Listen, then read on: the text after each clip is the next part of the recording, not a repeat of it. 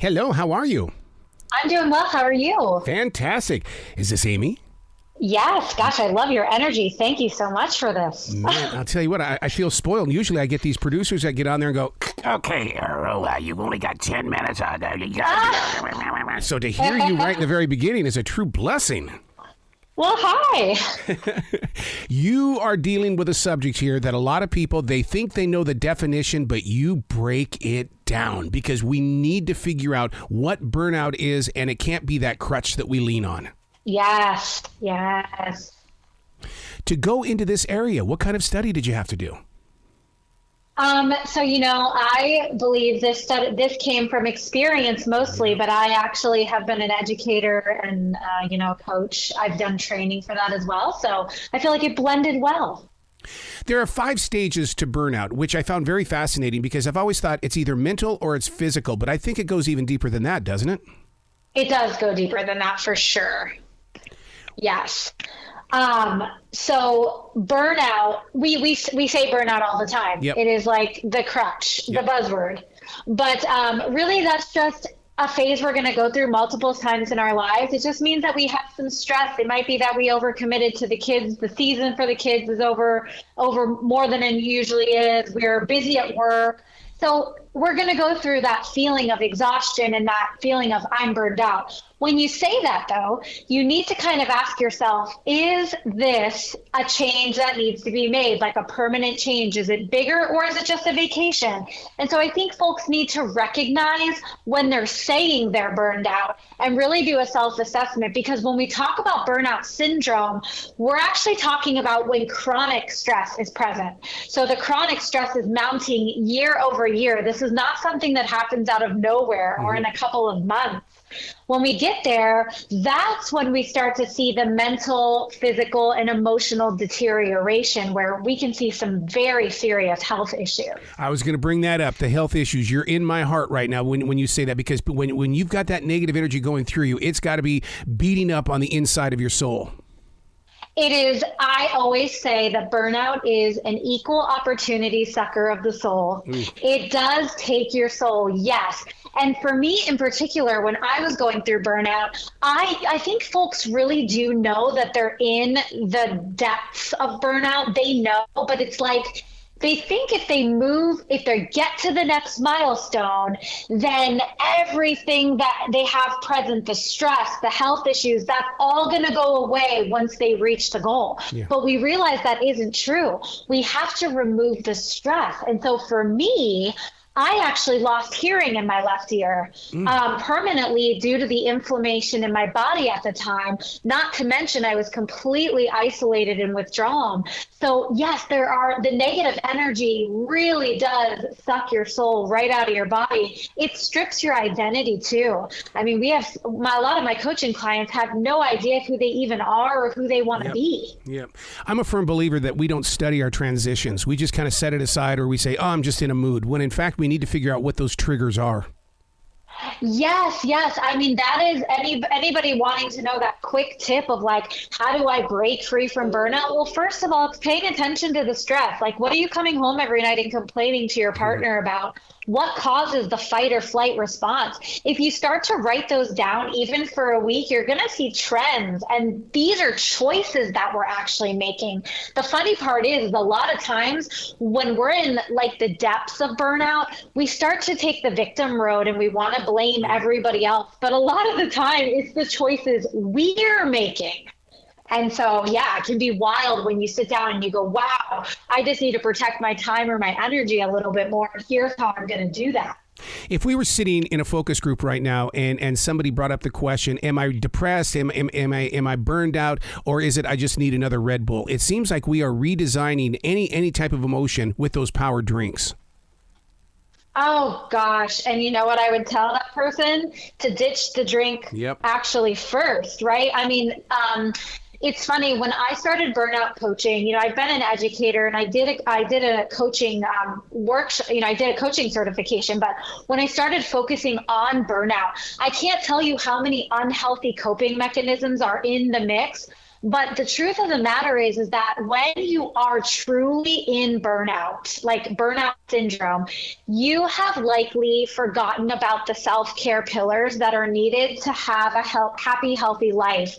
And when we forget about sleep, when we're not eating properly, when we're leaning on things like energy drinks for the quick fix of sugar and rush of energy, right? We're actually making the stress worse, because we have no control over the emotions. There's gaps in our blood sugar. I mean, so yeah, I would be like, put the energy drink down. Let's start there. Let's start there. People don't realize that convincing themselves that they're burned out also affects their finances. And the reason why I bring that up is because I think because I had a tough day today, I'm going to go find a new job. Then I'm going to find a new job. And they get into a bad habit of locating new jobs. Yeah. Yep. I love it said this way. I think the barrage of these like burning items in our mind, or either we're like chasing what we think is happening on our social media channels. We don't feel like we've made the same move, the right movement in our career. We are starting to live scattered, frantic lives where we're winging it kind of, and we end up unfulfilled and totally burnt out. We're like chasing these milestones that actually have no meaning. And so you're right. Folks need to sit down. They need to ask themselves, like, who are they? Where are they headed? What's the goal? And then when we set the goal, we need to remember there are milestones to get to the goal. So you might be jumping jobs simply for some monetary figure that if you sat down, you would understand that that's probably not the path you want to take anyway. And we need to give ourselves grace that change is okay. And we don't have to either follow societal norms, or maybe you went to school for a career that just isn't suiting you. You can jump somewhere else. Yeah. I call that defragging. Ask the questions, question the answers. And it's very, I love the inner core of the soul when it starts answering and then it turns around and asks you a question on the outside channel. Yes. Oh my gosh. Yes. Yes. It's amazing. And I believe that we're moving at such a pace nowadays that we actually do not sit down and we don't reflect enough, and we don't have self-awareness. Like, we actually have the answers every single day. We're just not stopping to pay attention. Yeah. One of the things that really caught my attention inside your book, and I was like going, yes, is that, play like kids, create movement. Yeah. And because I'm just a firm believer that winning is a choice. Yes, it is a choice. Oh my gosh. Movement is, it's so funny. I feel like when you say the term exercise, it causes some stress for people. But when you just say movement, like go walk, go play, have fun with your kids outside, like get away from the devices, get away from the computer. It is life-changing. And actually that can be the first step in like becoming unstuck. If you're miserable, you're working 14-hour days and you're just feel like you're in the grind, get out and move. And if you have kids, use it as an excuse to be a little bit more like a kid. Do a puzzle, do something fun with them. Oh my gosh, I wish people could just like immediately feel the results of this. Yeah. I just need you all to trust me. Yeah, I'm glad you said that, because people do want to be immediately fixed. And you go into the recovery period. People need to understand that it's not going to happen overnight, but you will gradually see the changes as you grow. And you talk about that inside the book. I do, yeah. I'm a firm believer of 1% improvement. If we even think of something more common like weight loss, right? I mean, it took you so long to get where you are, where now weight loss is a goal. And so you have to appreciate the fact it's going to take time to change. You've got to change we've got behaviors we have to change. We have to develop new routines and habits. It's no different with somebody who is a chronic overworker, or they're overwhelmed to the point that they've been sitting in burnout. You likely have health changes you need to make. For me, I hit rock bottom burnout last July 2022. I am just now starting to feel like myself, and we're June of 2023. So it takes time, and you've got to do the work. You know what's great about you is that you are utilizing the platforms, and a lot of people don't realize that podcasting was actually created by writers, and those writers just wanted to have their voice out there, and you've turned this into a podcast where they can take your journey, your healing methods right to their car or their office. Yeah, you know what? To me, it was like a glaring, purpose-driven motion that, Amy, you have to use this to help other people. All of these silver linings, right, of me hitting rock bottom. And I think it's already hard enough for people to access healthcare, but some folks out there can't afford a coach. They don't have an accountability buddy. They're sitting there struggling in burnout and they don't know what to do. And so I invite you to join my podcast episodes where I can help you make those 1% improvements. And the book is another path where you can sit down and do the work. It's actionable. And I think that's the key is there's so much content out there. It's like, what do you take and how do you implement it in your life? And I've tried to make that the staple of my podcast and my book is like, here is how it's done. To gain that confidence, to be able to say, okay, I realize that most people have these lines around us, these borders and moats, but that you had to have heard something inside your heart that said, I've got to have an outreach here because there are other people that are just like me. Yeah, for me, it was sort of a spiritual awakening. It was like that waking up and realizing that no matter what it takes, you have to help people and you have to do whatever it takes to change the norm that society's got us breeding in a hustle culture. And there's so many lives that are being wasted out there because they're stuck and they're doing everything they can, but no matter what they do, there's no fulfillment and there is really no gain because they're burned out and they're sick all the time. And so I think that it truly is something that I'm going to keep my foot on the gas and continue to get out there as much as I can. If I even help that one person, it's a mission accomplished. Well, even with the book and the podcast, the one thing that, being the host as well as the author, you yourself are still the forever student. What are you learning from this journey? I not only learn a lot that we step back into our old habits a lot and we have to recognize those quickly. When I find myself stepping into a habit that I used to have that caused me to hit rock bottom and burnout, I oftentimes will do an episode about it so I can coach myself through it while I'm bringing the awareness to other people. I think that is key for me. The other thing is I learn a lot from my coaching clients and doing workshops with corporations. I see the ways that burnout can be different depending on the industry or the moms versus the executive that's not a mom. I learn all the time and I just try to look for the trends and I read my own data and I try to put that into practice so I can always be up with the latest and the greatest for everybody. Do you believe in the practice of what I call stream thinking? In other words, it's like don't question it, don't edit it, just get it out and you're going to learn from what was put on paper.